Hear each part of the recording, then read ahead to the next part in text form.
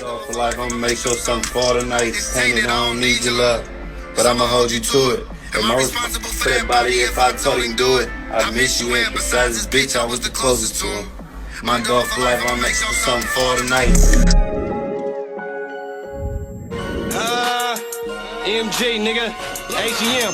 Playing with Call of Duty, utensil, that's a chopstick. Line the sucker up like tic-tac-toe, nigga.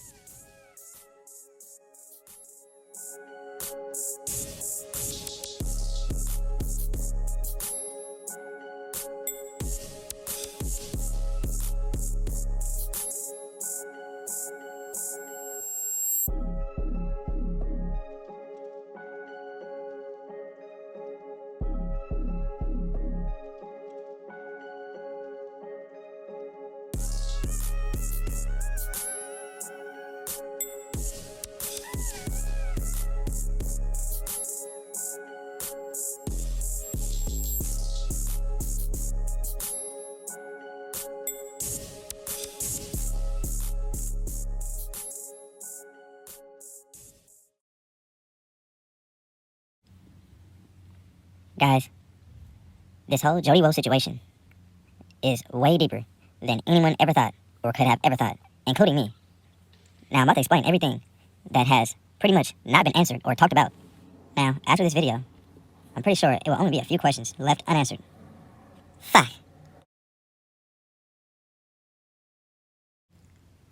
Now, I've made a fair share amount of videos on this Jody Woah situation. This right here, by far, is the best one. But just like the sneak video, that video was 17 minutes long, and I tried my hardest to nutshell it. So, yeah, just like the sneak one, this one, I will get straight to the meat and potatoes.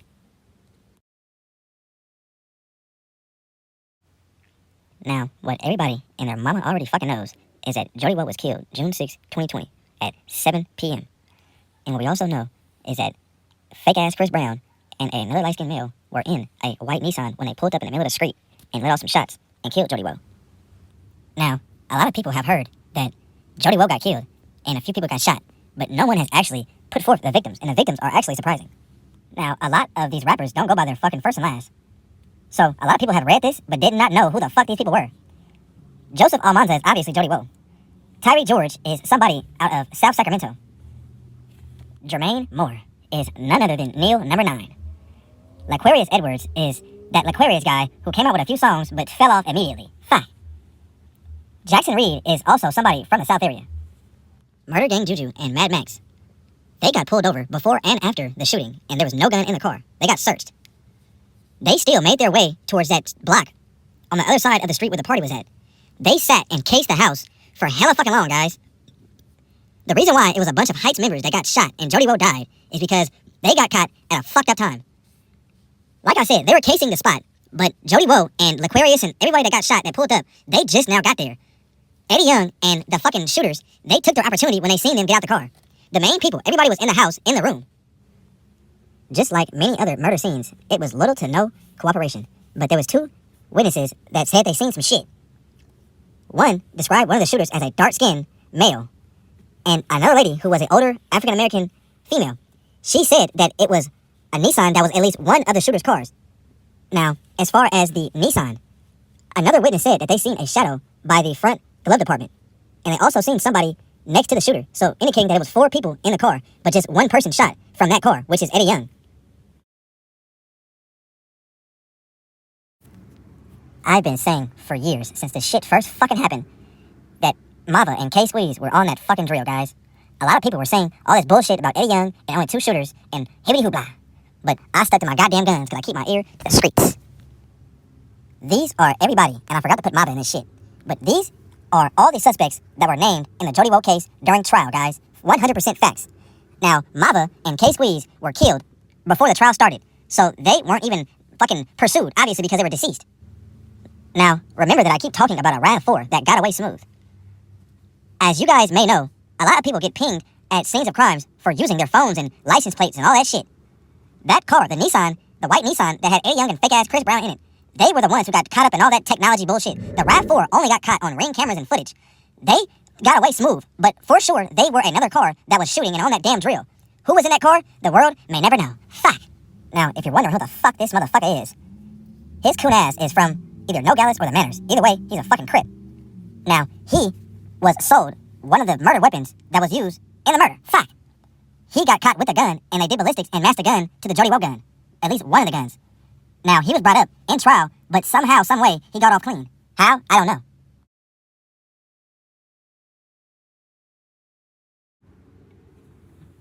A lot of you guys are probably wondering, what the fuck was this shit over? Well, if you guys remember, the South and the Heights were clicked up for a good minute, and they shared beefs. And if you guys remember, OMBE Manny got slapped at Roseville Galleria, and Jamal had ran, a.k.a. Gouda. His black ass ran. Well, if you guys remember, right after that, it was a CML swap meet convention, coonified motherfucking gathering, a.k.a. a party, at Discovery Park, and Jody Woah and a lot of the other CML coons were beating the fuck out of Chili Fab and his homie. They beat the fuck out of him. And a kid had drowned while the fucking Guardian was watching the fight. And Jody Woah and Raider was the main two people that was beating the fuck out of Chili Fab. Well, guys, this whole fucking shooting, this whole drill was get back from those two situations I just mentioned. Fuck. Now, whoever the fuck Chili Fab is, his ass crashed out on some get back mission because he couldn't find the people who jumped the fuck out of his ass. Allegedly, he killed somebody on Mac Road, and he got life for that shit. He crashed out in retaliation. But his homies did this shit for him. Fuck.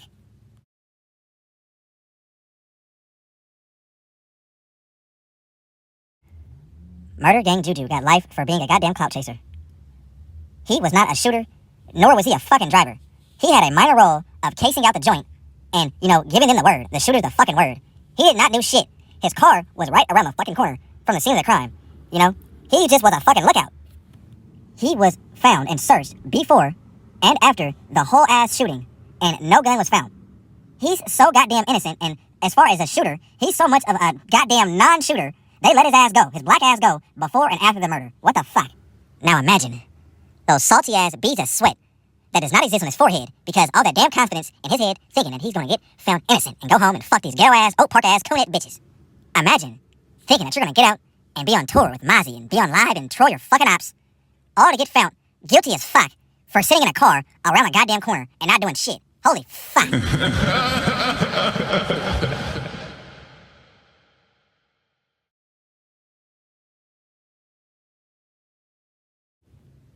The white Nissan belonged to this young lady right here.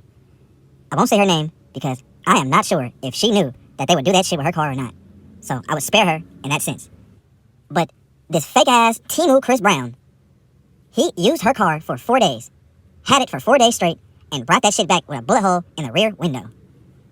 That bullet hole came from the partygoers at the Jody Woah Raider fucking party. They shot back. And also, it was a few cars that chased the car down, the Nissan down, and was shooting back. Now, I absolutely love, when people say that I'm wrong about something I know for a fact I'm right about.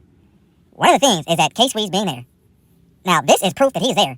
His fucking phone was at the whole ass scene of the crime 1 minute before the shots went off, guys. What the fuck? And also, the police believe that he was in that same car. Now, fake ass Timu Shane Chris Brown even tried to say that KSqueeze was at the scene of the crime.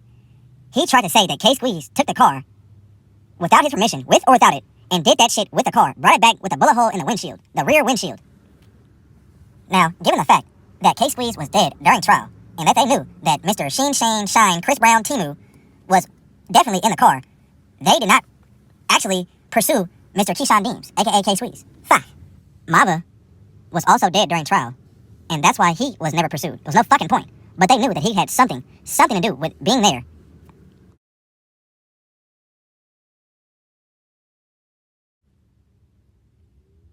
Fake ass Chris Brown and his light-skinned homie, they got cooked. They got fucked. Chris Brown has pictures on social media with the same laser beam, this Gamma laser beam that was dropped off the gun, the murder weapon, at the scene of the crime. They found that same laser at the scene of the fucking crime. They also have a whole bunch of cell phone shit and incriminating statements from him that absolutely makes his ass guilty as the fuck. Not to mention, it was about 4 different people's DNAs all over that goddamn murder weapon and the laser, including Murder Gang Juju's. Now, this right here is Murder Gang Juju's statement that all his Oak Park homies was saying that he snitched on. And basically, he said that when the detective questioned him about Mad Max driving his car around the scene of the crime, all he said was, yeah, but I wasn't in the car. Now, you let me know if that's snitching. Fuck.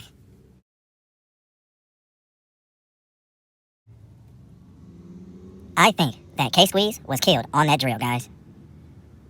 I think that he was either the driver or the passenger, and somebody that was shooting back, or someone that was shooting in the car, shot him on accident or something happened in that car, and he got killed, guys.